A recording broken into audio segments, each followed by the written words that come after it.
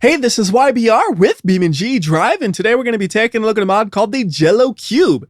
So we only have one option right here called Jello Preset, but we can, it appears, choose the color. So if we choose red right here, unfortunately it doesn't actually work. We still get green, but if we really want red, we can go into the color menu and choose red and make it red. And it's kind of funny to call it red, because when you go to the grocery store and you buy Jello, you don't think, oh, I'm going to buy me some red Jello. You think flavors. You think I'm going to buy some cherry Jello if it's red, or apple Jello or something like that, not red Jello. And same whenever you're looking at Jello, it's like, what kind of Jello is that? Red. No, duh, it's red. What's the flavor? Yeah. Anyways, this thing does seem to have the consistency of Jello, and you can kind of tell when you spawn it up, it jiggles all over the place, and then it slowly calms down. In fact, that crazy jiggling at the start, let's see that again with a little bit of slow-mo. It really jiggles at the start. Lots and lots of jiggling, and then again, it eventually will tame itself down and be pretty normal looking. So let's go ahead and do this. We'll yank it and toss it, and then we'll watch it bounce around and check out that Jello consistency. That really does seem like it has the consistency of Jello. Like if we squish it a little bit, it rebounds out, and eventually it stabilizes again. So let's chuck it in the air one more time. We're going to use 100 strength on this one and just fling it. And it doesn't fly very far through the air, it appears. It just kind of flies a little bit, and then it just slowly falls to the ground. And once again, it has regained its cube-like shape. So let's bring it back to where we started, and let's spawn up something next to it to crash into it. We'll just go with the Grand Marshal since my cursor was already on it. And then we'll bump it with some different speeds. We'll start off with a low-speed crash, and we'll increase the speed little by little. So this first one's going to be like 20 miles per hour at most. So here we go, and about 19 miles per hour, so really close to 20 miles per hour. And it looks like not much really happened to the Jello. It got a little bit bumped around, but it's perfectly fine. So now we'll increase the speed for the next run. We're going to go for about 30 miles per hour, hopefully here. Just got to make a little bit of a loop around. There we go. So we're going about 30 right now. We'll get a little bit of slow-mo once again. 35's okay. And again, the Jello bounces, and it's mostly undamaged, it looks like. Yeah, just let it rebound. Maybe that one corner got a little bit chomped up by the corner of my car, but it's mostly intact. And my car looks flawless. Crash after crash, and nothing has happened to it. So we'll do another crash about the same speed, see if it does more damage, this time in full speed, so you can see what it kind of looks like in full speed. And the Jello is a little bit more damaged, so these crashes are breaking apart the Jello little by little. My question though is, what if we did a big crash? So let's go ahead and bring this car over into the distance, over in this direction. Then I'll reset the Jello back into position so it's a nice fresh slice of Jello. And we should be going well over our highway speeds by the time we crash into it, and we'll see what it does there. I expect it to fly into the air a little bit, but most of the impact should be absorbed by the Jello, and it shouldn't actually get too far, I would think. So let's see here, 70 miles per hour. And then, ooh, it got really flat. You could tell right there. And it flew just a little bit to get over the car. And my car is still going with, well, I was going to say without much damage, but now it's damaged because I was looking at the damage instead of paying attention when I was driving. How's the Jello? All right, it is pretty mightily deformed right there. I wonder if we could take another whack at it and see what happens. We have to back up the car, though, because I didn't save the spot back behind us. Although we don't need to back up as far as last time. We'll do it right about there. That should be good enough for close to 50 miles per hour. So here we go. We're lined up. Don't have to do anything extra. And let's see if we reach the speed I want.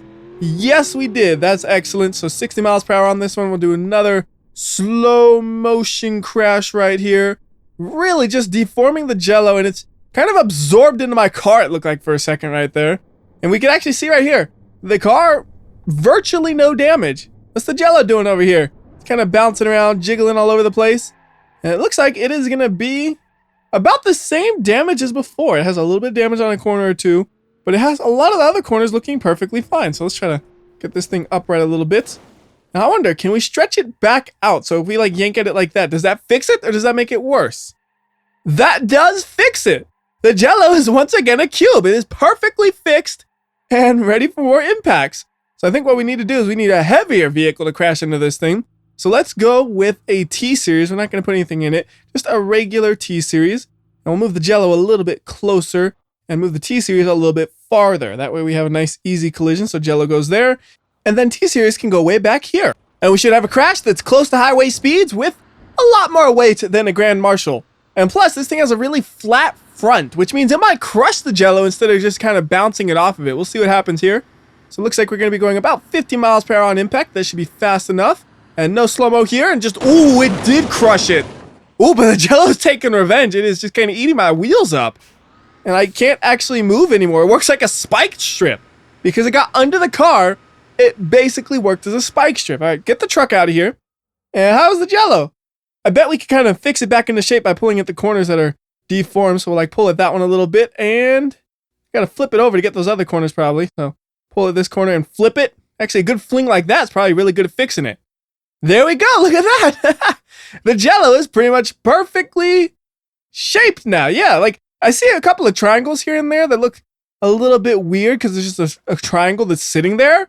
Otherwise, though, it has a perfect cube shape. So let's go back to this thing. And let's get something bigger and faster. We're going to go with the hero version of the Windward, and we're going to see what happens when we really smash into the Jello. So thrusters are automatically on. We're going to be going 100 plus miles per hour on impact. As long as I can keep this thing straight, this time we will use slow-mo for it. We're going to use lots of slow-mo here. This is 100 times slow-mo. And the bus is actually getting crashed. We're going so fast, it's doing damage to the bus. And the Jello has become so flat. We'll speed this up a little bit and see what happens. Is it just going to hold on? It looks like we're going so fast, the Jello just holds on in front of the bus. So the driver just sees some Jello stuck to the front, slowly going under the bus, actually. Let's actually try to stop this thing before it's too late. Nope. Well, it did make its way under the bus. Unfortunately, I couldn't stop it because we were going so fast. And we'll get the bus out the way. And how was the Jello doing? See, once it gets out from under the vehicle, it just has a little bit of dent here and there. And then if we yank at the corners, that usually seems to fix it. So there's a nice yank at the corner. It's going to bounce around a little bit. How is it? Much better than it was originally. Still need to yank at the corner a little bit, though. So just like that. And there we go. The Jello is good to go. All right, I'm going to do this. I'm going to bring the Jello like this. This should be pulling at it a lot from a specific spot. And then we're going to stop, and the Jello disappeared. Where'd it go? Oh, interesting. It pulled with such force, it actually tore a piece of the Jello away. All right, let's try that again. Does that happen all the time, or is that like a one-time thing? Now, see, this time it's not tearing a piece off, though. It's actually just going all together with it. And then we'll stop it right here. How does it look? We have another hole, though. So when you yank the Jello like that, it does cause holes. You can see straight through. You made like a little Jello tunnel. I wonder if you put something on top of this, would it go through that hole? I gotta try it. That's like stupid sounding, but I gotta see what happens. What's something small enough that could fit through there, though? I know, we'll get the small rock collection. I'm sure one of them will be able to fit through there because they get pretty small. And let's see, what's the smallest one? How about this one? It might be able to fit. It's gonna be close.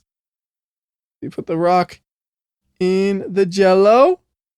And it doesn't seem like it actually wants to go through the hole. Keep trying a little bit, though, because it could be lined up better. Nope, it's just a visual hole. You can't actually put anything through it, it seems like, because at least some of the rock would go through it, you would think. But right there, well, maybe it is. Pull the rock downwards. No, it's not going through the hole. It's just glitching through the Jello a little bit. Okay, well, we know what happens there. Oh, that gives me another dumb idea. What happens if you teleport stuff right inside of the Jello? So, like, we put the rocks right inside of it? Interesting. Can we, like, move the Jello and the rock stays in it? Oh, it does! That's really interesting. So, like, you could fill this with something and then do stuff with it. I'm not exactly sure what, but that does give you potential to do something, I know. All right, what if we drop the Jello on a bus? Let's see what that does.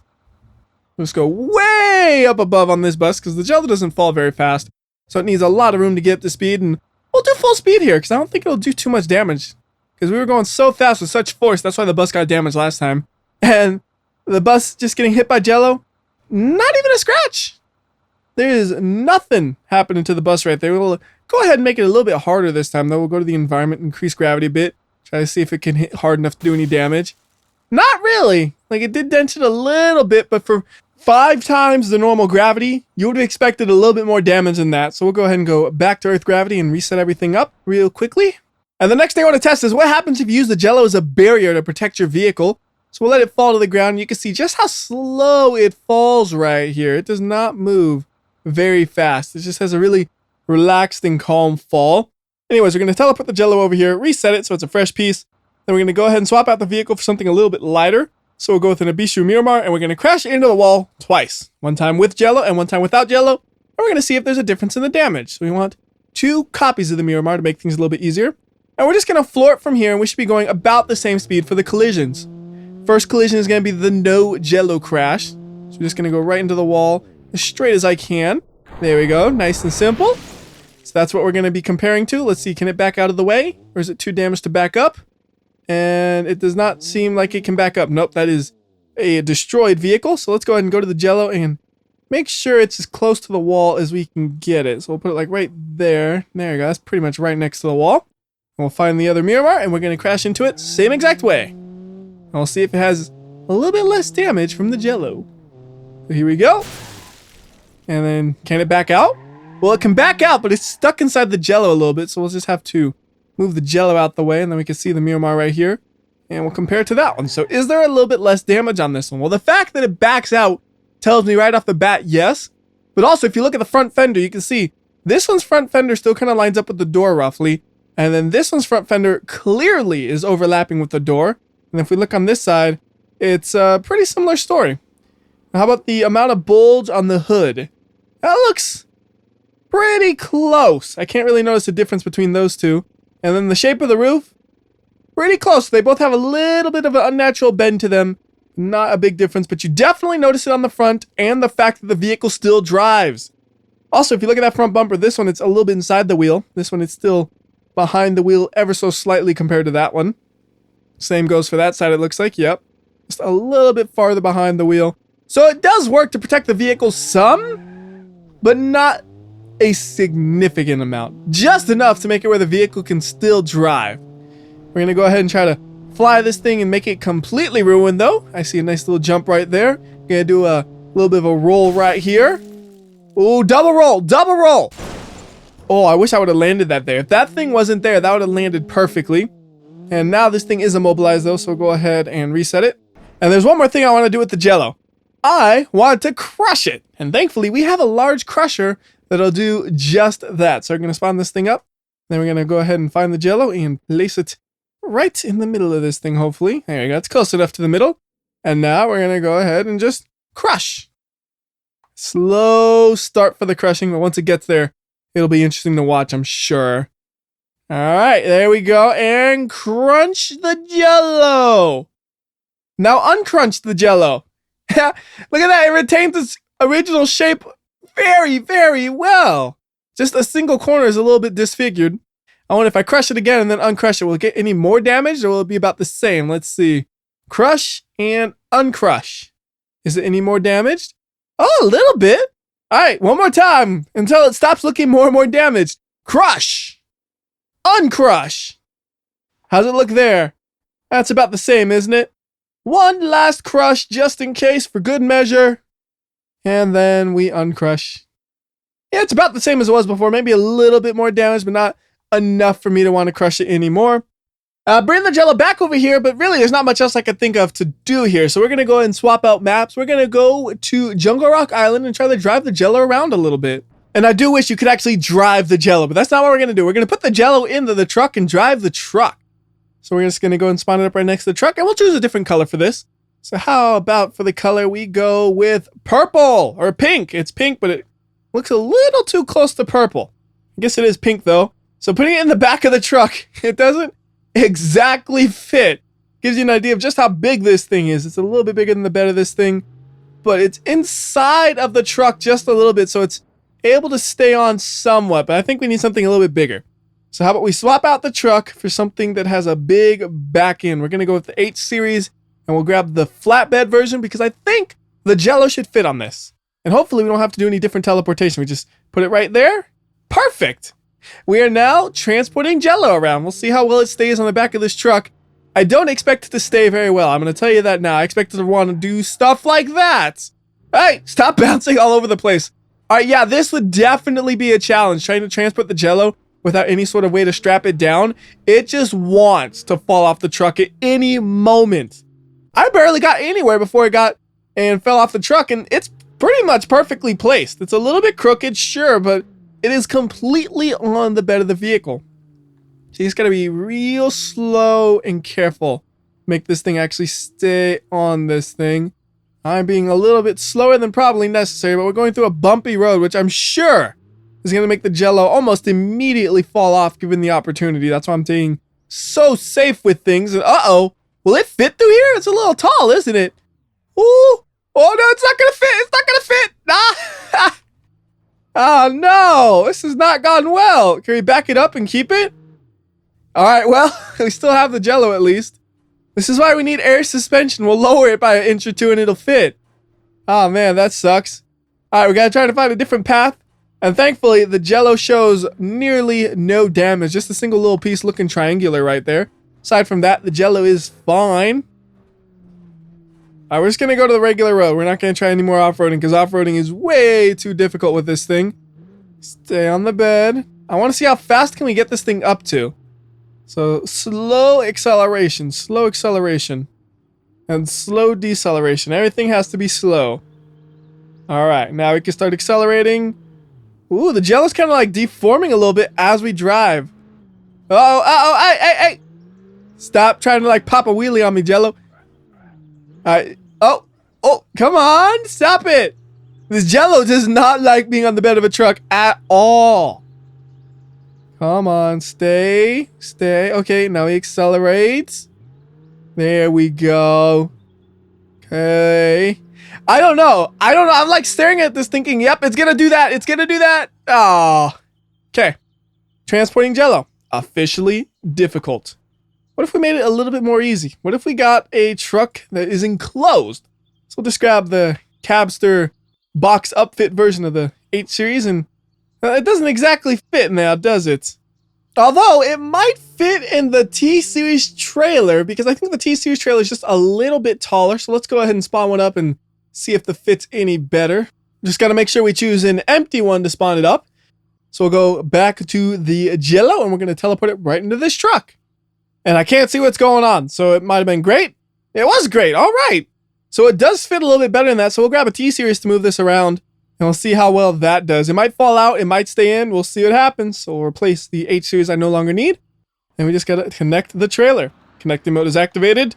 And yes, of course, I grabbed the big beefy TSeries because although we're not carrying a lot of heavy Jello, we are carrying a heavy trailer. So what I'm planning to do here is I'm just going to drive around for a little bit and then we'll check on the Jello and see how it did. Ideally, the Jello will still have its perfect shape. Maybe it won't. Maybe it'll be all dented up from the driving. We'll find out.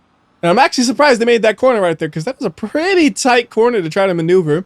So we're going to go through the bumpy road right here. And then we're just going to drive aggressively, at least if I can see.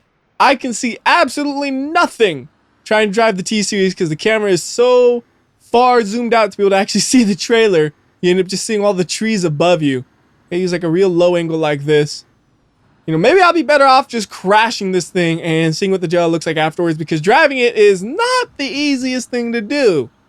Yeah, we're going to do that. So how about, I see some trees over there. Let's just hit those trees at about 30 miles per hour. There we go. And now we'll take a look at the Jello, which is now tipped over. Even though it's tipped over though, it's perfectly fine. All right, let's finish this off with the obligatory leap of death. And we can't drive it off the edge. We're going to have to just teleport it off the edge. So we'll grab my Jello Cube and find a nice space to teleport it off of. Here's a fun idea. What if we teleported it from the very, very tip top, which actually is a fence up here. I've never noticed that, even though there's no way for you to get up here by driving. Although are some of those mountains taller? I don't know. Doesn't matter though because we're dropping. Yes. All right. Hopefully the camera doesn't freak out too badly doing this here. And I think it's going to take a long time to get to the bottom because it seems like it doesn't accelerate very much going through the air. Like we have just now gotten to about where the normal ramp is. And it's just going to slowly tumble its way down like that, it looks like. Will it be more damaged at the finish? We'll find out in about a half hour because that's how long it's going to take. It is kind of mesmerizing watching it tumble though. Like it's doing an amazing job of taking basically no damage. Because usually something is dropping down brutal slope, it would be destroyed because gravity would pull it and it would go really fast. This thing, gravity pulls it and it just doesn't have the mass to really fall fast. It's Jello. It just kind of cruises its way down. Maybe it gets stuck a little bit to slow itself down as well. But I wonder if it's going to actually make it all the way. If it does, that'll probably be the slowest leap of death I've ever done. If it doesn't, well, I don't expect it to. Like I see a nice flat area up there. It might get stuck right there unless it kind of is able to really bounce in a way right here. And it's bouncing to the wrong direction. So I made a good attempt. I think that's going to be it. But there is one more thing I want to test. What happens if we drop the Jello into the water? So you want to do it from a little bit of a height so it's going as fast as it can. So probably about right here should be good. And I'm just going to let it go straight down to the water. And it's actually going to take a little bit longer than I thought to probably get to this water. Yeah, the Jello does not fall fast at all. It just falls at whatever speed it wants. Come on, Jello, get your butt down here so I can see what happens when you hit the water. All right, here we go. And oh, it actually crashes into the water and then just slowly sinks. Oh, that was weird looking. Like it has almost the same density as the water, I guess. Anyways, that'll do it for this video. Till next time, this is WhyBeAre. I'll see ya.